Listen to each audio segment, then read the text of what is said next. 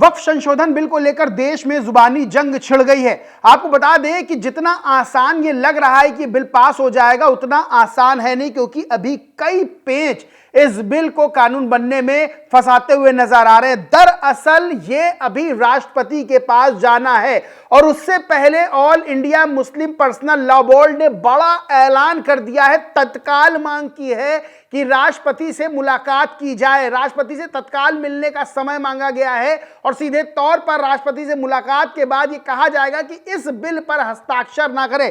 आपको बताते हैं कि all India Muslim personal law board ने जो बयान जारी किया है, जो प्रेस कॉन्फ्रेंस की मीटिंग की उसके बाद बयान क्या जारी हुआ है वो मैं आपको बताता हूं।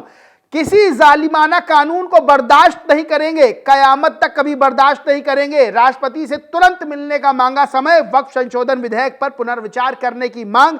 हम चुप नहीं बैठेंगे बल्कि देशव्यापी आंदोलन करेंगे, यानी कि आंदोलन की चेतावनी दे दी। आपको बता दें कि जुमे की नमाज के दिन काली पट्टी बांध कर नमाज पढ़ी थी, इस बिल का विरोध किया था और अब all India Muslim personal law board ने सीधे तौर पर राष्ट्रपति द्रौपदी मुर्मू से मिलने का समय मांगा है, तत्काल समय मांगा है कि तुरंत मुलाकात हो जाए और इस बिल पर जो साइन होने उसको रोका जा सके। इससे पहले राजनीतिक दल कह चुके हैं कि हम इस मामले को लेकर सुप्रीम कोर्ट तक जाएंगे और यह पूरी तरह असंवैधानिक है, इसको हम सुप्रीम कोर्ट से खारिज करवाएंगे। सुप्रीम कोर्ट इसको रद्द कर देगा क्योंकि कई अनुच्छेद हैं जिनका उल्लंघन ये करता है। आपको बता दें, इंडिया टीवी खबर है, वक्फ बिल का विरोध, मुस्लिम पर्सनल लॉ बोर्ड ने राष्ट्रपति मुर्मू से तत्काल मिलने का समय मांगा। यानी कि जितना आसान ये लग रहा है उतना आसान है नहीं। राज्यसभा लोकसभा से पास हो चुका है, राष्ट्रपति द्रौपदी मुर्मू की परमिशन मिलनी यानी हस्ताक्षर होने उससे पहले all India Muslim personal law board ने बड़ा स्टैंड लिया है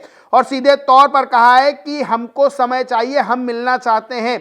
इसको लेकर कई शहरों में, अहमदाबाद में, कोलकाता में विरोध प्रदर्शन भी देखने को मिला है। मस्जिदों के बाहर भी लोगों ने विरोध प्रदर्शन किया, सड़कों पर भी विरोध प्रदर्शन किया। यानी कि एक बात साफ है, जो मुस्लिम समुदाय है, जो मुस्लिम समुदाय का नेतृत्व करते हैं, धर्मगुरु हैं, वो इस बिल के खिलाफ नजर आ रहे हैं और इस बिल को लेकर सीधे तौर पर कई राजनीतिक दलों को चेतावनी दे दी गई है। आपको पता होगा कि जब लोकसभा और राज्यसभा में बिल पेश हो रहा था उससे पहले यह बात साफ तौर पर नीतीश कुमार, चंद्रबाबू नायडू, जयंत चौधरी के लिए कही गई थी, चिराग पासवान के लिए कही गई थी कि इस बिल का समर्थन ना करें, अगर किया तो फिर राजनीतिक रूप से उनको भी नुकसान उठाना पड़ेगा। इस बिल का समर्थन नीतीश, नायडू और जयंत चौधरी वगैरह ने किया है। इसके बाद सीधे तौर पर कहा है कि अब हम देखेंगे, अब आपको वोट नहीं करेंगे। यानी कि राजनीतिक तगड़ा जो राजनीतिक घमासान है वो इस बिल को लेकर मच रहा। अब आपको बताएं कि इसके लिए बाकायदा पत्र लिखा गया है, लेटर लिखा गया है all India Muslim personal law board की ओर से। और क्या कहा गया है? कहा गया अधिनियम द्वारा पेश किए गए संशोधन में महत्वपूर्ण बदलाव शामिल है जो वक्फ संस्थान के प्रशासन और स्वायत्तता को प्रभावित करते, जिन्होंने ऐतिहासिक रूप से धार्मिक और धर्मार्थ गतिविधियों में महत्वपूर्ण भूमिका निभाई है। ये जो प्रवक्ता हैं all India Muslim personal law board के डॉक्टर SQR इलियास ने बोर्ड के महासचिव मौलाना फजलुर रहीम की ओर से लिखे गए पत्र के विषय को जो शेयर करते हुए लिखा है। वही पत्र में आगे कहा गया कि राष्ट्रपति से मिलने का हमारा मकसद हाल ही में पारित वक्फ संशोधन विधेयक 2025 और देश भर के मुस्लिम समुदाय के लिए इसके बारे में गहरी चिंता व्यक्त करना है। बोर्ड ने आगे कहा कि यह अधिनियम पूरी तरह से असंवैधानिक और देश के मुसलमानों पर हमला है। हमारा मानना है कि अधिनियम के प्रावधानों पर गंभीरता से पुनर्विचार की जरूरत है क्योंकि भारत के संविधान के तहत मिले मौलिक अधिकारों के साथ असंगत है। ये विशेष रूप से धार्मिक स्वतंत्रता, समानता और धार्मिक संस्थानों की सुरक्षा के संबंध में है। वहीं इसको लेकर द्रौपदी मुर्मू से अनुरोध किया गया है, राष्ट्रपति से अनुरोध किया गया है कि सुविधाजनक समय पर शीघ्र अपॉइंटमेंट दे ताकि चिंताओं से उनको अवगत कराया जा सके।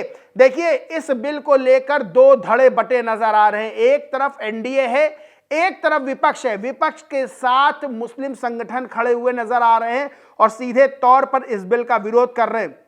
जहां विपक्ष इसको यह कह रहा है कि यह असंवैधानिक है, तो वही जो मुस्लिम संगठन है all India Muslim personal law board है, उसने कहा है कि मुसलमानों के अधिकारों पर सीधा हमला है। ये सीधे तौर पर कहा गया है कि हम इसे बर्दाश्त नहीं करेंगे। अभी ये जो लोकसभा और राज्यसभा में बिल पास हुआ है, राष्ट्रपति द्रौपदी मुर्मू की परमिशन के लिए जाएगा, वहां हस्ताक्षर होंगे, तब ये कानून का रूप लेगा। अब यहां पर एक और पॉइंट है कि इसको सुप्रीम कोर्ट में भी चैलेंज करने की बात हो रही है, यानी कि अगर राष्ट्रपति इस पर साइन नहीं करते हैं तो फिर यह लटक जाएगा। इसलिए all India Muslim personal law board मुलाकात करना चाहता है। अब आपको बताएं कि लोकसभा में 288 वोट इसके पक्ष में पड़े थे, 232 सांसदों ने इसके विपक्ष में वोट किया। राज्यसभा में लंबी चर्चा चली 13 घंटे की, 128 वोट पक्ष में पड़े थे, 95 वोट विपक्ष में पड़े। अब यहां पर सबसे बड़ी चीज क्या है, जहां बीजेपी इस बिल को लेकर एक स्टैंड लिए हुए, वही नीतीश नायडू जो कि बीजेपी का समर्थन कर रहे हैं इस बिल को लेकर, उनको राजनीतिक रूप से नुकसान होता माना जा रहा है कि नीतीश नायडू को राजनीतिक नुकसान हो सकता है, क्योंकि मौलानाओं का कहना है कि ये अपने आप को सेकुलर बताते थे, लेकिन जो बिल है, जो ये असंवैधानिक बिल है, जो ये बिल मुस्लिमों के खिलाफ है, इसका समर्थन करके उन्होंने बता दिया है कि वो सेकुलर नहीं है, यानी सीधे तौर पर नुकसान हो सकता है। बहरहाल पत्र लिखा गया है, राष्ट्रपति को तत्काल मिलने का समय मांगा गया है। अब देखना यह होगा कि राष्ट्रपति की तरफ से समय मिलता है कि नहीं मिलता है, और अब सबसे बड़ी चीज ये होगी कि क्या राष्ट्रपति इस बिल पर साइन करती हैं या नहीं करती हैं, क्योंकि अब जो मेन किरदार हैं इस बिल को लेकर वो राष्ट्रपति हैं। देखने वाली बात यही होगी कि ये बिल लटकता है या फिर कानून का रूप लेता है। बहरहाल दोस्तों, इस पूरे मामले पर आप क्या सोचते हैं, क्या मानते हैं, कमेंट करके जरूर बताएं।